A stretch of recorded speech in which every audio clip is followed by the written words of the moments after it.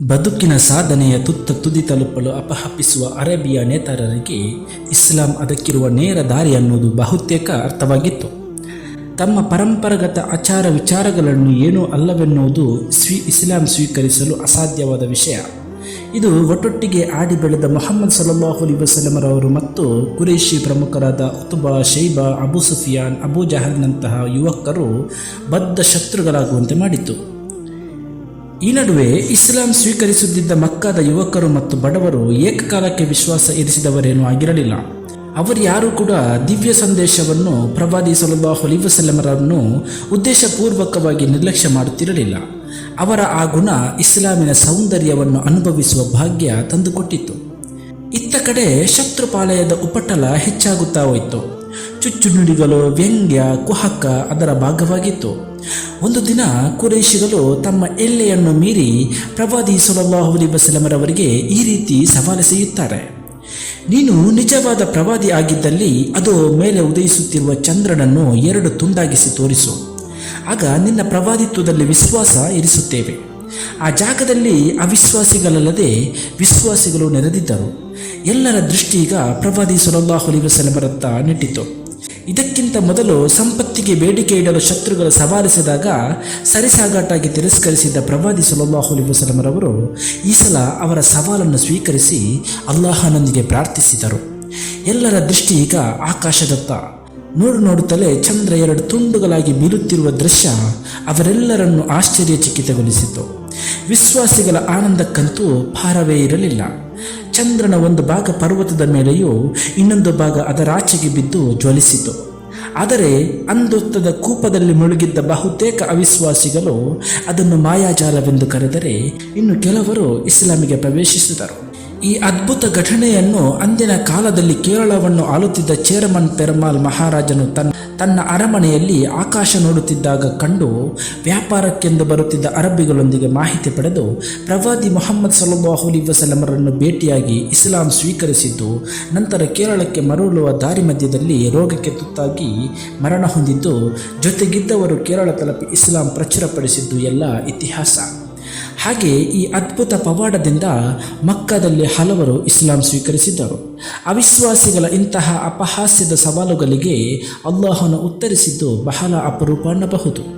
ಕುರೈಶಿಗಳು ಎತ್ತಿದ ಬೇಡಿಕೆಗಳು ಆಯಾಯ ಸಂದರ್ಭದಲ್ಲಿ ವಿಭಿನ್ನ ರೂಪದಲ್ಲಿ ದೃಷ್ಟಾಂತವಾಗಿ ಘಟಿಸಿದೆ. ವಿಶ್ವಾಸಿಗಳು ಇಂತಹ ಹಲವಾರು ಧಾರಾಳ ಅದ್ಭುತಗಳಿಗೆ ಸಾಕ್ಷಿಯಾಗಿದ್ದರು. ಇತ್ತ ಅಬೂ ತ್ವಾಲಿಬರ 2 ಹಿರಿಯ ಪುತ್ರರು ಇಸ್ಲಾಂ ಸ್ವೀಕರಿಸಿರಲಿಲ್ಲ. ಅದು ಅವರ ಪ್ರವಾದಿಯೊಂದಿಗಿನ ಬಂಧಕ್ಕೆ ಯಾವುದೇ ತಡೆಯುಂಟು ಮಾಡಿರಲಿಲ್ಲ. ಆದರೆ ಅಬೂ ಲಹಬ್ ಇವರೆಲ್ಲರಿಗಿಂತಲೂ ಭಿನ್ನವಾಗಿ ವರ್ತಿಸುತ್ತಿದ್ದ. ಆತ ಪ್ರವಾದಿ ಸಲ್ಲಲ್ಲಾಹು ಅಲೈಹಿ ವಸಲ್ಲಮರವರ ಜೊತೆಗಿನ ತನ್ನ ದ್ವೇಷವನ್ನು ಕುರೈಶಿ ಶತ್ರುಗಳ ಜೊತೆ ಸೇರಿ ಬಹಿರಂಗವಾಗಿ ತೋರ್ಪಡಿಸುತ್ತಿದ್ದ. ಆತನ ಹೆಂಡತಿ ಉಮ್ಮು ಜಮೀಲಾ ಅಬೂ ಸುಫಿಯಾನರ ಸಹೋದರಿ. ಅವರಿಗೆ ಮುಹಮ್ಮದ್ ಸಲ್ಲಲ್ಲಾಹು ಅಲೈಹಿ ವಸಲ್ಲಮರವರ ಮೇಲೆ ಹೇಳತೀರದಷ್ಟು ದ್ವೇಷವಿತ್ತು. ಈ ನಡುವೆ ಪ್ರವಾದಿ ಸಲ್ಲಲ್ಲಾಹು ಅಲೈಹಿ ವಸಲ್ಲಮರವರ ಪುತ್ರಿಯರಾದ ರುಕಿಯಾ ಹಾಗೂ ಉಮ್ಮು ಕುಲ್ಸುಮ್ ದಾಂಪತ್ಯದಲ್ಲಿ ಬಿರುಕು ಕಾಣಿಸಿತು.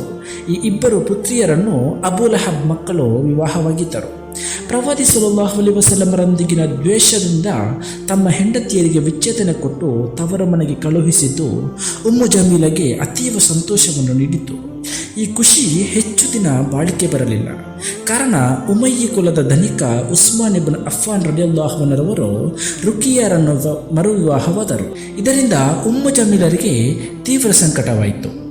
ಪುತ್ರಿಯ ಹೊಸ ದಾಂಪತ್ಯ ಜೀವನವು ತಂದೆ ಪ್ರವಾದಿ ಸಲ್ಲಲ್ಲಾಹು ಅಲೈಹಿ ವಸಲ್ಲಮರಿಗೂ ಮಡದಿ ಮಹದಿ ಖದೀಜರಿಗೂ ಅತೀವ ಸಂತೋಷ ನೀಡಿತು.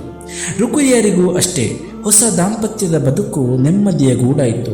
ಉಸ್ಮಾನ್ ತನ್ನ ಮಡದಿ ಹಾಗೂ ಅವರ ಮನೆಯವರನ್ನು ಅತೀವ ಗೌರವದಿಂದ ಕಾಣುತ್ತಿದ್ದರು.